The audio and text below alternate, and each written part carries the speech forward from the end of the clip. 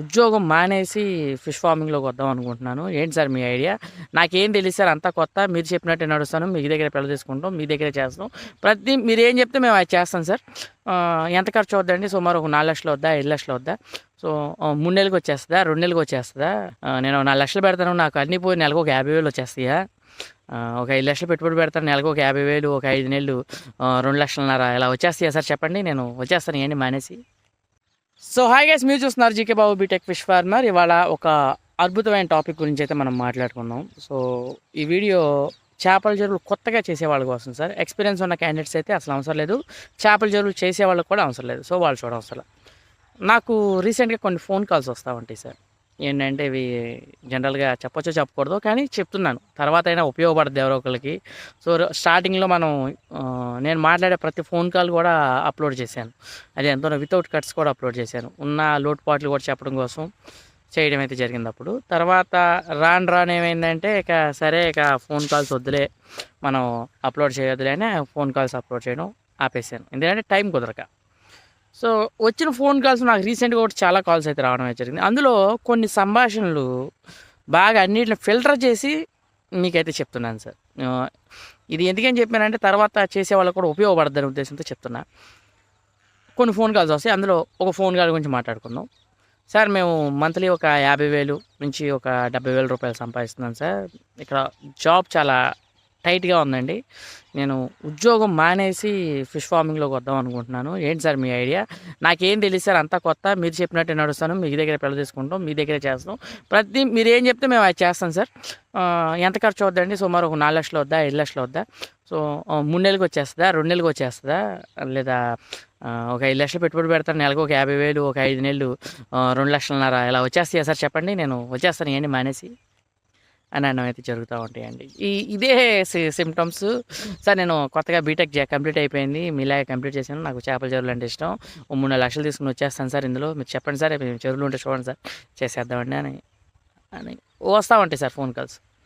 So ఇవి వాళ్ళ కోసం ఎందుకు చెప్తున్నానంటే, ఇలా అనగానే నాకు ఏం చెప్పాలో ఫస్ట్ ఆఫ్ ఆల్ అర్థం కాదు.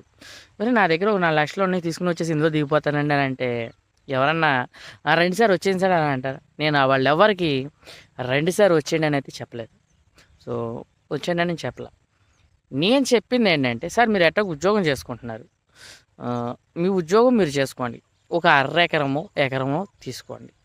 ఇదే చెప్పా, ఒక ఎకరం చిన్నగా 4,00,000 5,00,000 మీరు పెట్టాలి సార్. ఓ 1,00,000 రూపాయలతో చేయండి. పోతే ఈ 1,00,000 రూపాయలతో పోతారు. మీకు ఎక్స్పీరియన్స్ లేదనుకోండి, ఈ 1,00,000 రూపాయలు పోయినాయి అనుకున్నా వదిలేస్తారు. మీ ఉద్యోగం మీకు సేఫ్గానే ఉంటుంది. అర్థమైందా సార్? వ్యవసాయం సార్ మనం చేస్తుంది. ఇది వ్యవసాయం. సాఫ్ట్వేర్ ఇండస్ట్రీ కాదు, కంపెనీ కాదు. వ్యవసాయం సార్ మనం చేస్తుంది. వ్యవసాయం ఎలా ఉంటుంది? ఒక క్రాప్ రావచ్చు, ఒక క్రాప్ పోవచ్చు. ఒక దానికి అప్ అండ్ డౌన్స్ ఉంటాయి. ఏదైనా డౌన్స్ ఉంటాయి, అప్స్ ఉంటాయి, లోలు ఉంటాయి. ఈ క్రాప్ పైన ధైర్యంగా మళ్ళీ ఇంకో క్రాప్ వేసుకోవాలి. తెలిసి తెలియక మేము కూడా చేసినప్పుడు కూడా సుమారు ఒక 8 లక్షలు పోయినాయండి మాకు కూడా. ఆ వీడియో కూడా ఉంది, మీరు చూడొచ్చు. కల్చర్లోకి మేము తెలిసినప్పుడు తెలియనప్పుడు మేము చేసిన తప్పులు మీరు ఎవరో చేయకూడదని నేను ఆ వీడియోస్ అప్లోడ్ చేశాను. సో ఆ వీడియోస్ ఎవరో చూడరు. మ్యాక్సిమం ఏదో ఒక వీడియో చూస్తారు.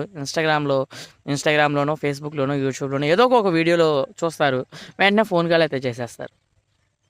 సో ఏం చేశారు సార్ నేను అడుగుతా, ఎన్ని వీడియోలు చూశారు సార్ అంటే, ఒక వీడియో 2 వీడియోస్ చూశాను సార్, మాకు మొత్తం చెప్పండి సార్. ఎలా చెప్పగలను చెప్పండి?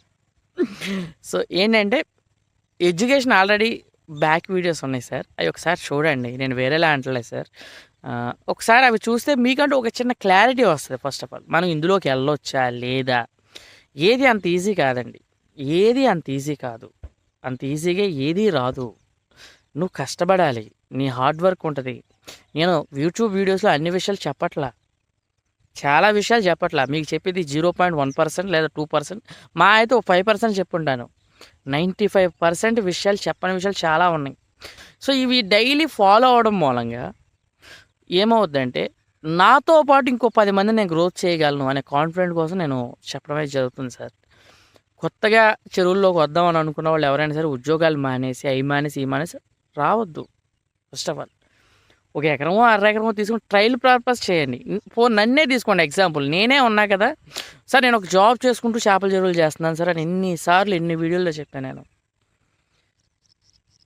అవునా? ఎందుకని నాకు ఏమన్నా ఇలా చెప్పాల్సిన అవసరం ఏమన్నా ఉందంటారా చెప్పండి ఒకసారి. సో ఎందుకేం చెప్తానంటే మనం ఒక జాబ్ చేసుకుంటూ ఒక సైడ్ బిజినెస్ కింద మనం చేసుకోవాలి. ఎప్పుడైతే 2 మీరు బ్యాలెన్స్ చేయలేరో దాన్ని 2 బ్యాలెన్స్ చేయని రోజున ఒక దాన్ని క్విట్ చేసి రెండో దాంట్లోకి రావాలి. ఎందుకంటే మీకు మంత్లీ ఎక్స్పెండిచర్ ఉంటాయండి. పెళ్ళైన వాళ్ళకైతే పెళ్ళాం, పిల్లలు వీళ్ళందరూ ఉంటారు.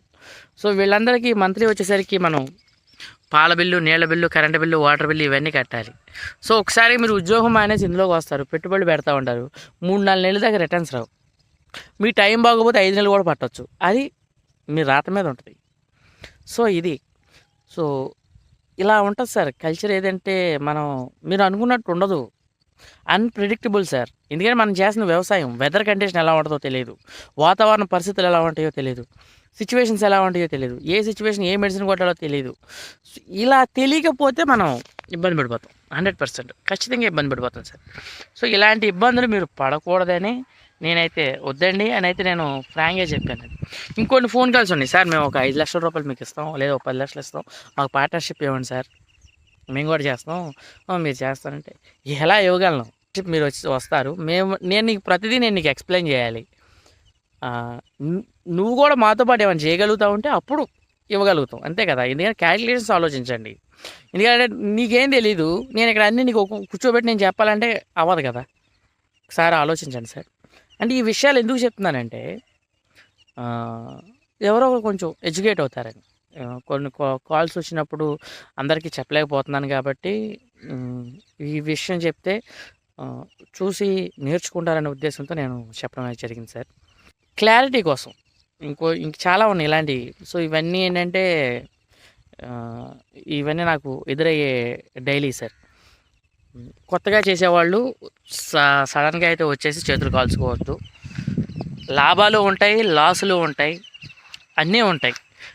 ఇవన్నీ మనం భరించగలం అన్న రోజున మాత్రమే ఇందులోకి రండి. చేపల చెరువులు, రొయ్యల చెరువులు అంటే ఆషామాషా విషయాలు కాదు. మీరు అనుకున్నట్టు అసలు ఉండదు, నేను అనుకున్నట్టు కూడా ఉండదు. అన్ప్రెడిక్టబుల్ అంటారు చూడండి, అదే వ్యవసాయం.